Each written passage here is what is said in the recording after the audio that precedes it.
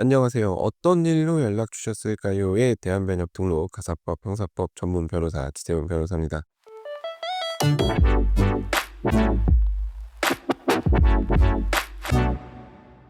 자, 오늘은 지난주에 이어서 형사사건 변호사 선임할 때 고려해야 될 점에 대해서 말씀드리도록 하겠습니다. 지난번에도 살짝 말씀드렸는데 내 말만 듣는 변호사가 참 위험합니다. 사실 이거는 뭐 민사든 형사든 이혼소송이든 다 똑같긴 합니다만 특히 형사사건의 경우에 조심하셔야 돼요. 이게 일반 민사소송이나 이혼, 친권, 양육권 같은 가사소송의 경우에는 상대방이 증거를 깝니다. 본인 말이 맞다고 하면서 증거를 제출을 하죠.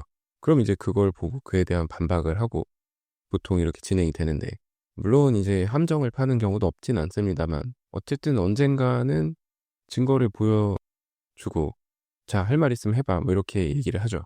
근데 형사사건의 경우에는 반드시 그렇지 않아요. 자, 예를 한번 들어보겠습니다. 본인이 어디서 물건을 들고 갔다고 신고를 당해서 경찰서에서 연락이 와서 수사관님을 찾아갑니다. 많은 분들이 이제 여기서 오해를 하시는 게, 나한테 몰아붙이면 수사관님 증거 있습니까?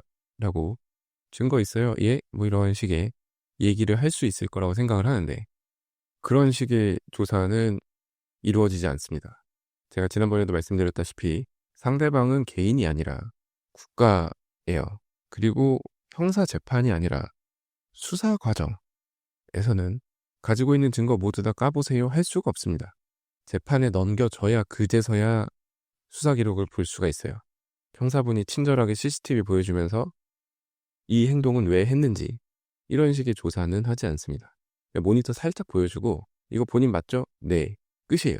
그 이상으로 이때 이 행동은 왜 했는지 저 행동은 왜 했는지 이런 얘기를 할 기회를 절대 주지 않습니다. 일단 본인이 맞는지 확인만 받고, CCTV에 찍혀있는 것이 본인이 맞는지 확인만 받고 말로 다 조사를 해요. 이미 CCTV 돌려볼 만큼 돌려보고 어느 정도 확신이 섰기 때문에 불러서 조사를 하는 거라고 생각을 하시면 돼요. 만약에 할 말 있으면 나중에 법원 가서 하세요 뭐 이런 얘기를 할 겁니다. 수사기관이 CCTV를 어차피 보여줄 의무도 없고 그거를 피의자랑 돌려가면서 본다 한들 피의자가 순순히 인정을 안 하죠. 옥신각신하면서 굳이 조사 시간을 늘릴 이유가 없는 것입니다. 그러니까 대부분의 조사는 얘기를 잘 들어줍니다. 수사관님도.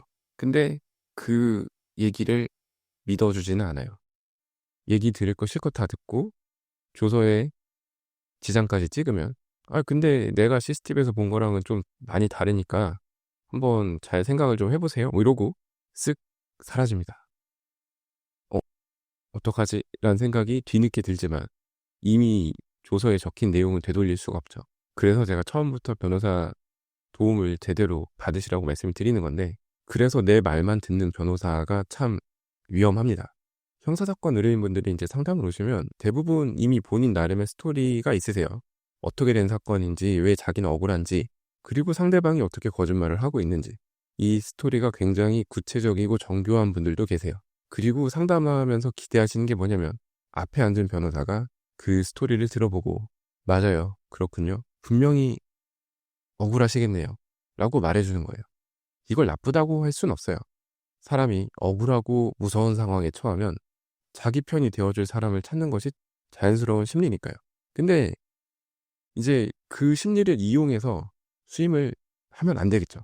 맞아요, 충분히 다툴 수 있습니다. 뭐 그 증거 아무것도 아니에요, 이런 거 이제 가가지고 말만 잘하면 혹은 의견서를 잘 써서 내면 충분히 무혐의 받아낼 수 있습니다. 이런 말로 안심시키고 선임계를 받는 거죠. 의뢰인 입장에서는 그 순간 정말 위안을 얻습니다. 드디어 내 말을 알아주는 사람이 생겼다. 이 변호사가 나를 제대로 이해하는구나. 근데 다른 사람이 다 노라고 할 때 혼자 예스라고 하는 변호사가 있으면 그거는 좀 고민을 해보셔야 됩니다. 물론 그 변호사님이 정말 실력이 좋으셔서 그림을 제대로 그려서 무혐의를 받아낼 수도 있겠죠. 근데 여러분의 사건이 정말 일반적인 폭행, 절도, 상해 뭐 이런 종류의 것이라면 거기에는 대단하거나 특별한 법리가 끼어들 여지는 많이 없어요. 그리고 이미 벌어진 일을 다르게 설명한다고 해서 수사기관이 그걸 고시고대로 믿어주지 않습니다. 그러니까 본인이 변호사한테 한 얘기를 변호사가 아무 의심도 없이 받아들이고 믿었다. 이건 좀 이상하네라고 생각을 해 보셔야 됩니다. 본인이 제일 잘 아실 거예요. 변호사한테 얼마나 솔직하게 제대로 얘기를 했는지를. 근데 이 말을 믿어주는 변호사가 있다고 해서 내 말이 먹히네라고 생각을 해서는 안 됩니다. 제가 분명히 말씀드릴게요. 변호사가 여러분의 이야기를 처음 들었을 때 즉시 동조하는 것은 편합니다.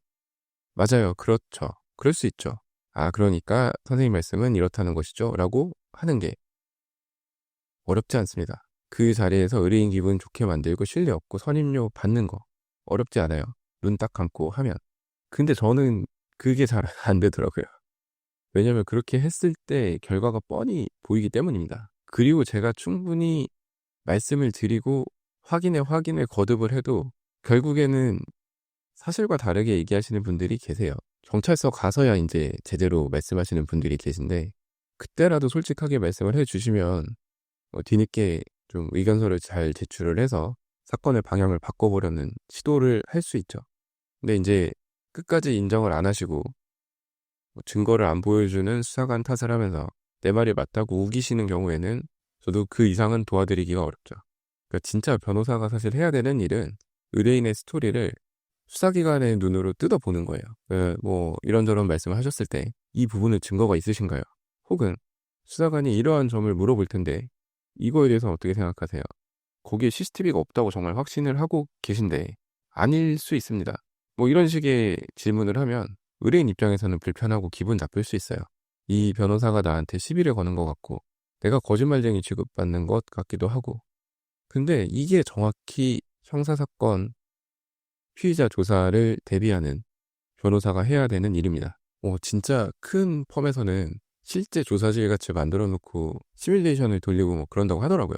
근데 이제 저도 의뢰인분들의 성향에 따라서 그리고 사건 성격에 따라서 대비의 강도를 달리합니다만 정말 각 잡고 연습을 해도 막상 수사기관 가면 들키게 되어 있어요. 준비한 대로만 수사관이 물어보지 않고 당연히 아무리 순발력이 좋은 사람이라고 해도 있는 얘기를 제대로 정리해서 수사관 앞에서 얘기하는 것도 어려운데 그 있는 것 중에서 본인에게 유리한 것만 끌어내서 얘기하는 것은 정말 쉽지 않습니다. 딸딸딸딸 외워서 간다고 해도 수사관이 조금만 다르게 물어보면 확 무너져요. 그리고 준비를 너무 해가면 그건 그것대로 티가 엄청납니다. 그래서 이제 적당히 밸런스를 맞추는 게 중요한데 이 준비를 한다는 게 거짓말하는 그런 준비를 하는 게 아니죠, 당연히. 있는 사실을 바탕으로 정말 해야 할 말만 하는 거죠. 그래서 이제 저 같은 경우는 찾아오시는 분들이 경찰 조사를 최대한 편하게 받을 수 있게 도와드리려고 해요. 그러니까 머리를 최대한 비울 수 있게 오히려 해드리죠. 할 말만 깔끔하게 할 수 있게. 괜히 이것저것 생각하면 머리 굴리는 것 같고 복잡해지니까 정말 인정할 것은 인정하고 아닌 것은 아니라고 하고 그 외에 사족을 붙이지 않도록 노력을 합니다. 근데 이제 그러기 위해서는 사실관계가 명확하게 파악이 돼야 돼요. 그러니까 유리한 것이 무엇인지 불리한 것이 무엇인지 충분히 얘기를 해야 다듬고 깎아낼 수 있어요. 진술을. 이제 그러기 위해서는 충분한 질문과 답변 뭐 이런 것들이 필요한 것이죠. 그냥 의뢰인분이 하는 얘기를 다 맞다고 가정하고 조사를 준비하는 것은 그 대비를 뭐 A4용지 몇 장을 해가지고 거의 대본처럼 달달 써서 대비를 한다고 해도 뭐 조사실 같은 거를 막 꾸며놓고 대비를 한다고 해도 의미가 없을 수 있습니다.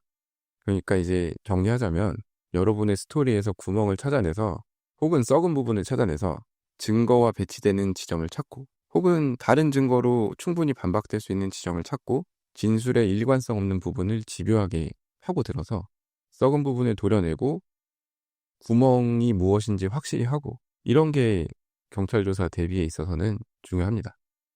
우기더라도 본인이 우긴다는 사실을 알고 우기는 것과 본인이 우기는 게 당연히 설득력이 있다고 생각하고 우기는 것은 큰 차이가 있어요. 그리고 또 하나 중요한 것은 경찰 피해자 신문조서 여러분이 얘기하는 걸 그대로 수사관이 받아쓰게 하는 게 아닙니다. 한번 걸러서 조서에 기재가 돼요. 근데 이제 조사 받을 때 수사관님이 타이핑하기 편하게 잘 정리를 해서 얘기하는 것과 수사관님 타이핑할 시간도 안 주면서 막 준비한 거를 쏴붙이는 것은 또 다르죠. 그러니까 잠깐만 있어 보세요. 잠깐만요 하는 그런 조사를 받게 되면 조서가 상당히 지저분해집니다. 그리고 그 조서에 남겨진 피의자의 진술이 좀 이상해 보일 수도 있어요. 근데 이거를 하나부터 열까지 다 고쳐달라고 할 수는 없거든요. 왜냐면 없는 얘기를 또 적은 게 아니다 보니까. 그 조서에 적힌 말투나 그 뉘앙스 이런 것들도 사실은 다 생각을 하면서 준비를 해야 돼요. 인제 본인에게 유리한 얘기, 유리한 알리바이를 말하겠다는 생각이 앞서 가지고 막 우다다다 쏟아내면 그 말이 다 담기지도 않을 뿐더러 이상하게 정말 거짓말하고 변명하는 사람처럼 조서에 기재가 될 수 있습니다.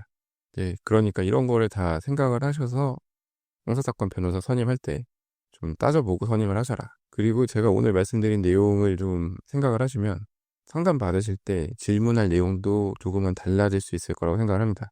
아무튼 여러분의 편이지만 무조건 여러분의 편을 들어주지 않는 그런 변호사를 찾으라는 말씀을 이렇게 드려봅니다. 자, 오늘 제가 준비한 얘기는 여기까지이고요. 오늘도 끝까지 들어주셔서 감사합니다. 자, 다음 에피소드에서는 더 흥미롭고 유익하고 현실적인 그런 법률 이야기로 찾아뵙도록 하겠습니다. 이상 대한변협 등록 가사법 형사법 전문 변호사 지세훈 변호사였습니다. 감사합니다.